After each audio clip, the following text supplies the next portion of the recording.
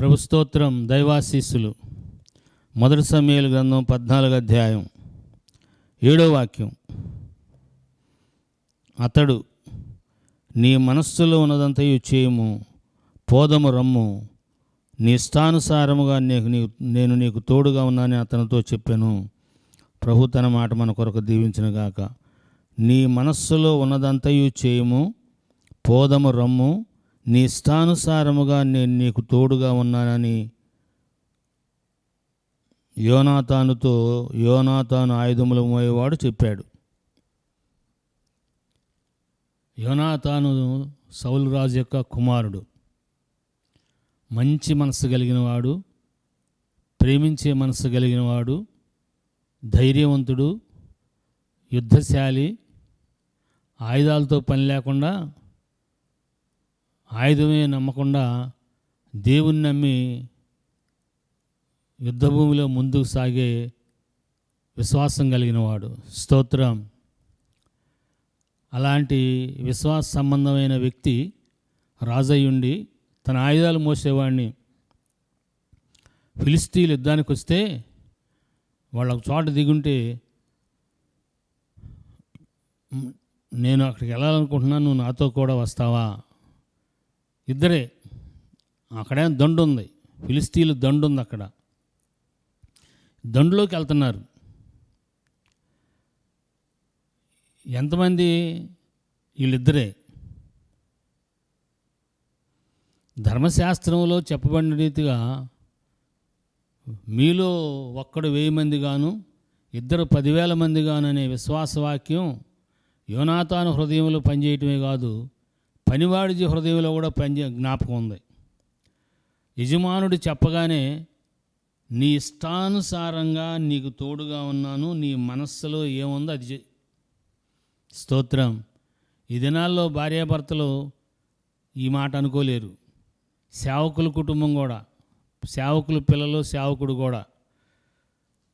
ఒకరు ఇంకొకటి అంటే ఇంకొకటి. సమస్య ఇరుపక్షాల ఉంటుంది. మనం చెప్పాలి, సంప్రదించుకోవాలి, మాట్లాడుకోవాలి, ఇవన్నీ ఉంటాయి.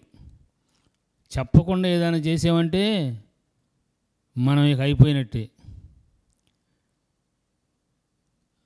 ఇక్కడ పంచుకున్నాడు విషయాన్ని. అబ్బాయి, మనం వెళ్దాం, నువ్వు వస్తావా? పంచుకోవాలి, ఏకాత్మ కోసం పంచుకోవాలి.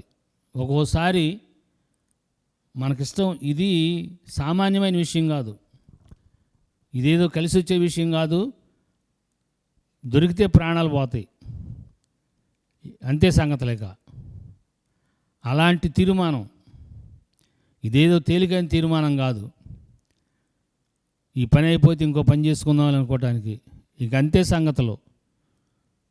అలాంటి వాళ్ళేమో దండు, వీళ్ళేమో ఇద్దరు. ఒక్క ఈటే ఉంది. గమనించాలి. పనివాడు ఎప్పుడైతే విశ్వాస సంబంధమైన మాట మాట్లాడాడో, యోనాతాను యొక్క విశ్వాసం స్థిరపరచబట్టమే కాదు, రెట్టింపయింది. స్తోత్రం. యోనాతాను గారిలో విశ్వాసం ఉంది, బలం ఉంది, ధైర్యం ఉంది.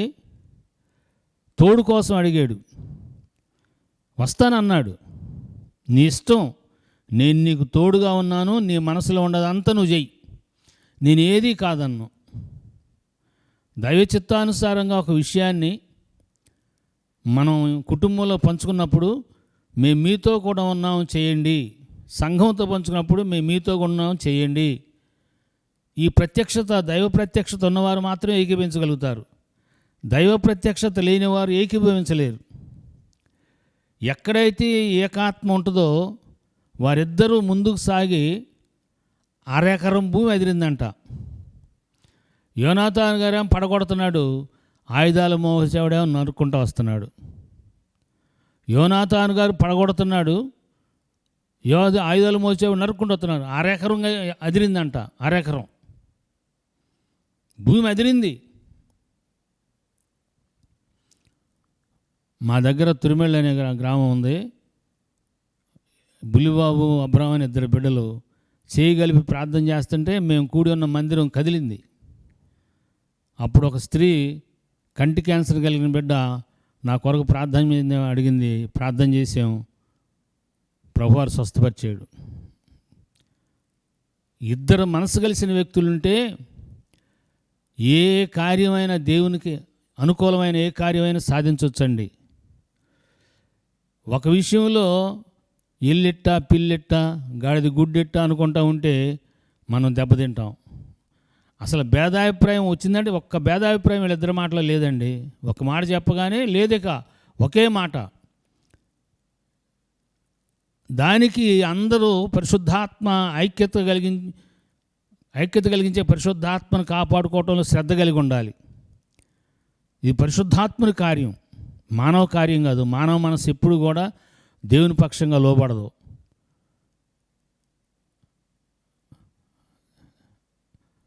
భూమి అదిరిపోయే సేవ చేయటానికి కలిసిన మనసు గలవారుగా వినుచున్న మనలో పరిశుద్ధాత్ముడు ప్రభువైన యేసుక్రీస్తు వారి మహిమ కొరకు కార్యము జరిగించునుగాక. Thank you and God bless you.